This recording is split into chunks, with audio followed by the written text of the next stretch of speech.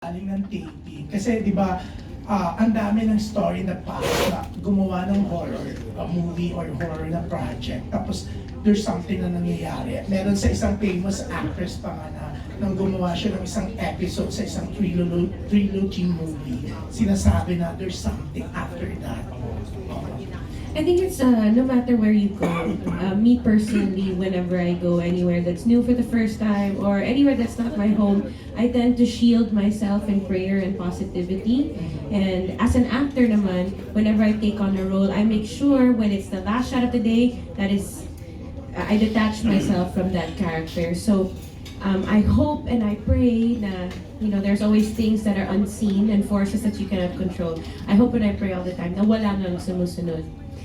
Fingers crossed. And how about Jake? Lalo na, ikaw galing ka rin sa isang Sir, hindi, yun na nga eh. Parang nanggaling ako sa area na nakakatakot, diba? Super na, wala kaming naramdaman at all sa location na yun. In fact, tinest ko pa nga yung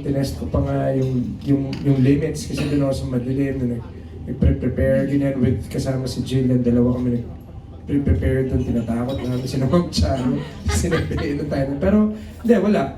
Kasi ako personally, tulad ng kay Denise, ako matibay faith ko, then positive ako na tao. Hindi ko masyado nag-iisip ng malalim pagdating sa ganyan na bagay. But sa show namin wala naman. Parang like I said, parang pagdating namin sa set, tawanan na kami ng tawanan. Pero kasi sa labas kami, we like to stay outside. Magaling din kasi talaga, I mean, credit to Direct Manny Palo, yung art depth namin, Yes. yung nag-iilaw, nagiging ganyan yung itsura. Also sa post. Pero really, pag nakita mo yung bahay, for me personally, wala naman nakakatakot Maaliwalas, masyado. diba? It's like, it's Maaliwalas, nice. pero nung pag tinignan mo na yung monitor, ganun ganun pala pala. lumabas nun. Pero with the kwento of Shaina nga, may nakunan sa camera before. Yes, at the better half. Yes, at the better half. Ako nung first day natin, parang wala naman, di ba? Parang wala Pero naman. narinig mo yung kwento about Doon? Wala nang saan. Ngayon, alam ko na. So, bukas, sa gaming. Anong planning ka na bukas? Dito. So, magdasal-dasal ka na Okay. bago ka pumunta ng set bukas. Ihanda ko sarili ko with prayer and positivity bukas. True, shield lang. Ganun din with mega people, shield yourself. Ganyan. Anyways, good luck kasi sa Thank Sunday you. na. Salamat. Thank Oh, you. lalo na yung Parasite Island, di ba? Grabe. O, pati ako nanood. So, eto papanoorin ko. At kay Thank June, you. siguradong mauho ka sa dawa. Ang sweet ni June. Correct. Ano, Thanks, partner? June. Ang susunod na magtatanong ay bukas ang kanyang I third think we're eye. down to our last three. Yes, last week. Ang may third eye na si Alan, isang con of stars pa to. Seryoso? Yes. May third eye ka lang? Fourth eye po. Ano naman yun? Ay po, congratulations. Tanong ko lang because this is horror. May mga times ba in your life na meron kayong kinatatakutang mangyari in your life na ayaw niyong mangyari? Parang marami.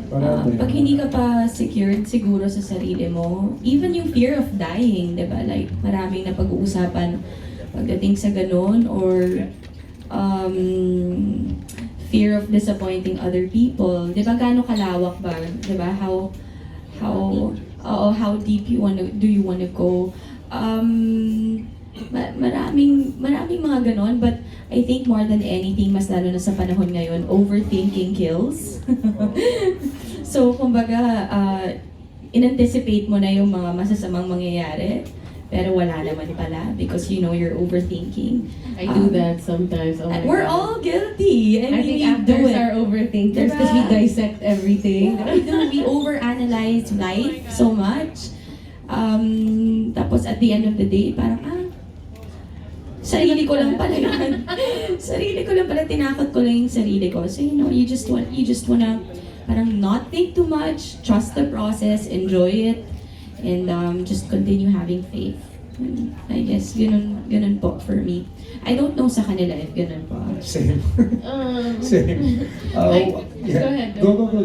I think for me, I think before my son came along, I lived a pretty fearless life. I was never afraid to die. I was never attached to material things. I really just love loving people. People would talk about me all the time and get me wrong based on how I look. Kasi yung kontrabida kong face, iba naman sa puso ko. But I would just go on living life and with knowing that whoever I am, however God made me, the truth will always come out. But I think being never afraid to die then changes when you have a child. Right after childbirth, the next day, I almost died. And I remember thinking to myself, I don't want to die without getting to know my son and making sure he has a wonderful life prepared for him. And then a couple of years ago when I had my cancer scare, I was like, oh my gosh, I don't have anything prepared for my son's future and I can't, leave him. It's me and him forever. So, I think if there's one thing that I'm afraid of now that I wasn't afraid of before, it would be leaving this life without my son set up for the future. Ilang taon na raw yung anak mo? Tanong He's naman. 8 at magka-height na kami. Yes, he's a big boy but still a baby at heart. So naawa ako sa kanya kasi people see him, they think he's a teenager. Pero he's still a little boy in his heart. So yeah, he's 8, size 8 ang paa.